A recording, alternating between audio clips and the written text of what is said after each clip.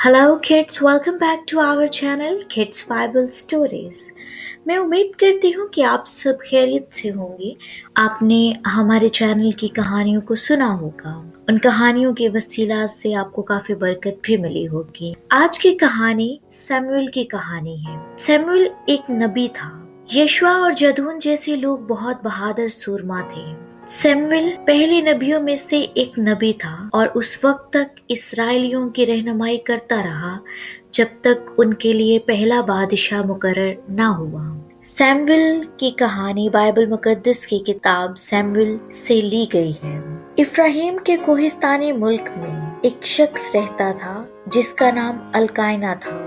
अल्कायना की दो बीवियां थीं। एक का नाम हन्ना था और दूसरे का नाम फनन्ना था। फनन्ना के औलाद हुई पर हन्ना बेऔलाद थी। ये शख्स हर साल अपने शहर से रबुल अफ़वाज के हजूर सिजदा करने और कुर्बानी गुजारने को जाता। एली के दो बेटे थे जो खुदावन के काहिन थे और वहीं रहते थे। जिस दिन अल्कायना कुर्बानी करता वो अपनी बीवी फनन्ना को और उसके सब बेटों और बेटियों को हिस्सा देता, पर हन्ना को दुगना हिस्सा दिया करता था, इसलिए कि वो हन्ना को चाहता था, लेकिन खुदावन ने उसका रहम बंद कर रखा था। हन्ना की सोत उसे कुड़ने के लिए बेतना छेड़ती थी, क्योंकि खुदावन ने उसका रहम बंद कर रखा था।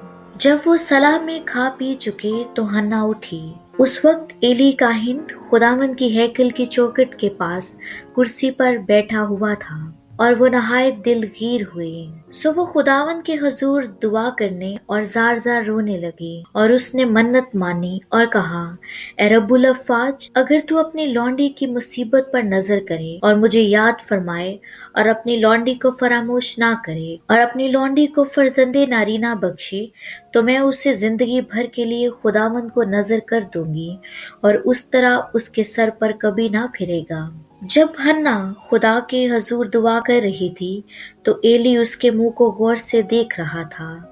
हन्ना तो दिल ही दिल में दुआ कर रही थी, फक्त उसके होंठ हिलते थे पर उसकी आवाज नहीं सुनाई देती थी। बस एली काहिन को गुमान हुआ कि वो नशा में है। सो एली काहिन ने उससे कहा कि तू कब तक नशे में रहेगी, अपना नशा उतार। हन्ना ने एली काहिन को जवाब दिया, ए मेरे मालिक, मैं तो गमगीन औरत हूँ। मैंने ना कोई नशा पिया, पर खुदावन के आगे अपना दिल उंडेला है। तो अपनी औरत को खबीस औरत मत समझ। मैं तो अपनी दुखों और फिक्रों के हजूम के बायस अब तक बोलती रही। तब एली काहिन ने जवाब दिया, तू सलामत जा और इसराइल का खुदा तेरी मुराद जो तूने उससे मांगी है पूरी करे।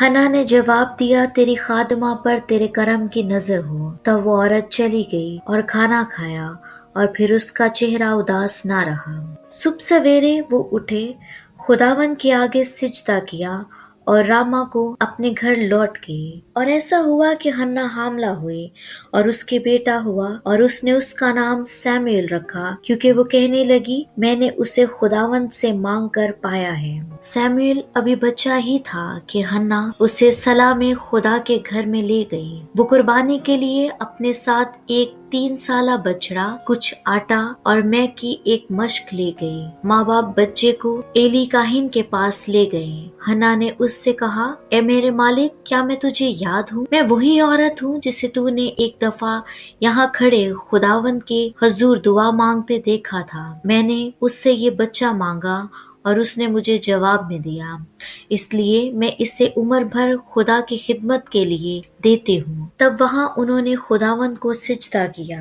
अल्कायना रामा को अपने घर चला गया और एली काहिन के सामने वो लड़का खुदावन की खिदमत करने लगा। आज की कहानी में हमने देखा कि खुदावंद खुदा हमारी दुआओं का जवाब देता है। हम जो कुछ उससे मांगते हैं वो हमें जरूर मुहैया करता है। हमें इसी तरह अपनी हर एक बात, अपनी हर एक जरूरत को खुदावंद खुदा के आगे रखना चाहिए और उससे दुआ मांगनी चाहिए। मैं उम्मीद करती हूँ आपको हमारी आज की कहानी भी पसंद आई होगी। हमारी वीडियो को लाइक, सब्सक्राइब और शेयर जरूर कीजिएगा और अपनी राय कमेंट्स में हमारे साथ जरूर शेयर कीजिएगा। Thank you so much.